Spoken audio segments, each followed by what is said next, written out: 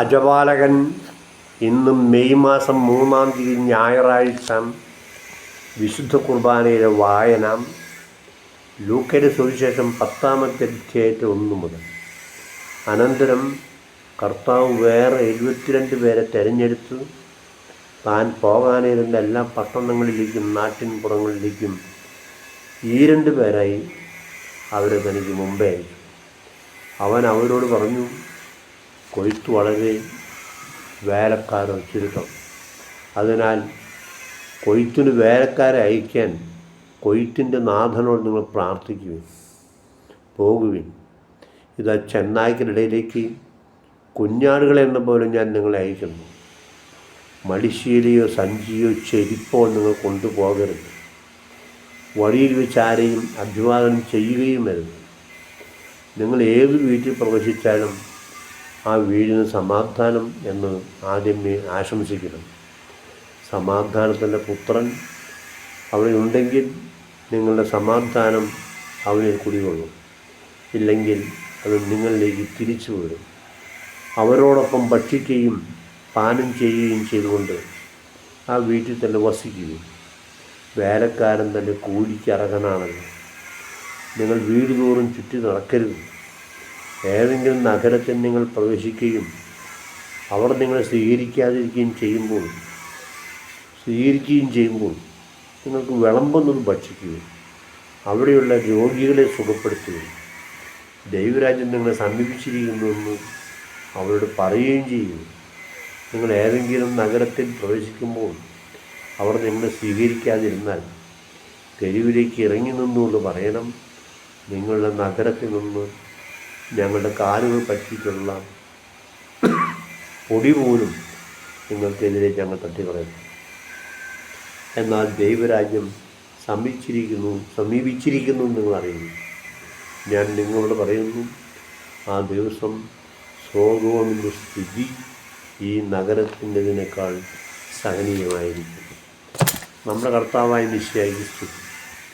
സ്നേഹം നിറഞ്ഞവരെയും, ഇന്നത്തെ സുവിശേഷ സന്ദേശം ശിഷ്യന്മാരെ 2 പേരായി അയക്കുന്ന ഒരാളുടെ സാക്ഷ്യത്തെക്കാൾ 2 പേരുടെ സാക്ഷ്യത്തിന് കരുത്തു പകരുന്നതിനാണ് 2 പേരെ അയച്ചത്.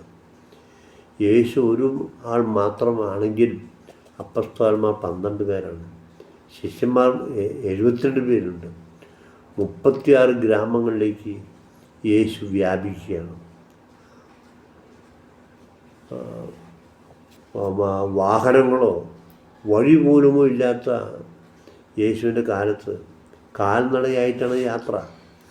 യേശു അയച്ച ശിഷ്യന്മാർ ആദ്യം പോയി ലക്ഷ്യപ്രാപ്തിക്കായി ജനത്തെ ഒരുക്കുകയാണ് ചെയ്യുന്നത്.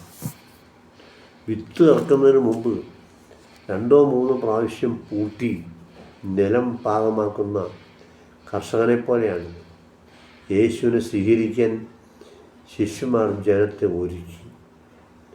മഴയ്ക്ക് മുമ്പേ കൊയ്ത്തു തീർക്കേണ്ട കർഷകൻ്റെ ഉത്സാഹത്തോടെ ശിഷ്യന്മാർ പ്രവർത്തിക്കണം. മഴ പെയ്താൽ വിളവെല്ലാം നശിക്കുമെന്ന ജാഗ്രതയോടെ നിങ്ങൾ അത്യുത്സാഹികളായിരിക്കണം. വിളവേറെ വേലക്കാർ ചുരുക്കം. അനേകം ദൈവരാജ്യം സ്വീകരിക്കാൻ തയ്യാറായി നിൽക്കുന്നുണ്ട്. 72 പേർ പോയാൽ തീരുന്ന ജോലിയല്ല നിങ്ങൾക്ക് ചെയ്യാനുള്ളത്.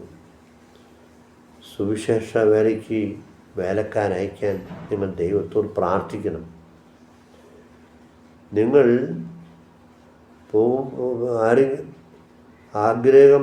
നിങ്ങളോട് ചേരാനായിട്ട് ആരെങ്കിലും ആഗ്രഹം പ്രകടിച്ചാൽ അവരെ നിങ്ങൾ സ്വാഗതം ചെയ്യണം.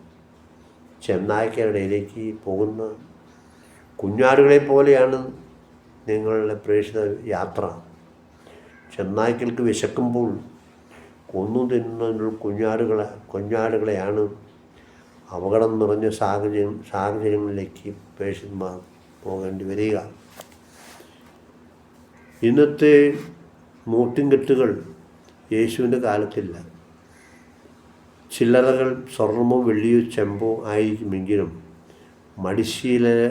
മടിശീലകളിലാണ് വഹിക്കേണ്ടത്. അത് വലിയ അപകടവുമുണ്ട്. അതിനാൽ നിങ്ങൾക്ക് മടിശീല വേണ്ട എന്ന് പറയുന്നു. സ്പയർ ഡ്രസ്സുകൾ, അത്യാവശ്യ സാധനങ്ങൾ സൂക്ഷിക്കുന്ന സഞ്ചിയും വേണ്ട. പ്രേക്ഷിതർക്ക് ഉള്ള അത്യാവശ്യ സാധനങ്ങൾ ജനം സൗജന്യമായി നിങ്ങൾക്ക് നൽകും. ചെരുപ്പ് പോലും വേണ്ട. യേശുവിൻ്റെ കാലത്ത് സാധാരണക്കാർ ചെരുപ്പ് ധരിക്കാറ് പോലില്ല. അഭിവാദ്യം ചെയ്യേണ്ട. നിങ്ങളുടെ സമയം വിലപ്പെട്ടതാണ്. അഭിവാദനത്തിൻ്റെ തുടർച്ചയായിരിക്കും സൽക്കാരം. അത്യാവശ്യത്തിന് ചെലവഴിക്കേണ്ട സമയം അനാവശ്യങ്ങൾക്ക് നഷ്ടപ്പെടുത്തരുതെന്ന് അർത്ഥം. അബ്രാഹത്തെ ദൈവം അനുഗ്രഹമാക്കിയതുപോലെ പ്രേക്ഷിതർ നൽകുന്നത് സമാധാനമായിരിക്കും. നിങ്ങളുടെ സാന്നിധ്യം ഒരു ദൈവദൂതൻ വീട്ടിലേക്ക് എത്തിയ സന്തോഷവും സമാധാനവും നിങ്ങൾ എത്തിച്ചേർന്ന ആ ഭവനത്തിന് കർത്താവ് നൽകും. സകല പൈശാചിക ബന്ധനങ്ങളും നിങ്ങളെ സൽക്കരിക്കുന്ന കുടുംബങ്ങളിൽ നിന്നും കർത്താവ് അകറ്റിത്തരും. വേലക്കാരന് കൂലി നൽകുന്നത് പോലെ നിങ്ങളുടെ സുവിശേഷ വേലയ്ക്കുള്ള കൂലി അവരിലൂടെ ദൈവം നിങ്ങൾക്ക് തരും. പലരും ഭക്ഷണത്തിൽ നിങ്ങൾ ക്ഷണിക്കും. എല്ലാ വീടുകളിലേക്കും സൽക്കാരം സ്വീകരിക്കാൻ പോകണ്ട. സൽക്കാരം സ്വീകരിക്കാൻ പോകുന്നവരല്ല നിങ്ങൾ. ദൈവരാജ്യത്തിലേക്ക് നയിക്കുന്ന സത്വാർത്ത പറയുന്നവരാണ് നിങ്ങൾ. ആരെങ്കിലും നിങ്ങൾ സ്വീകരിക്കാതിരുന്നാൽ നിരാശപ്പെടേണ്ട. നിങ്ങളെ തിരസ്കരിച്ചത് കൊണ്ട് ദൈവരാജ്യം വരാതിരിക്കുകയൊന്നുമില്ല. ദൈവരാജ്യം സ്വീകരിക്കുന്ന ഭാഗ്യം നഷ്ടപ്പെടുത്തിയവരാണ് അവരെന്ന് കരുതിയാൽ മതി.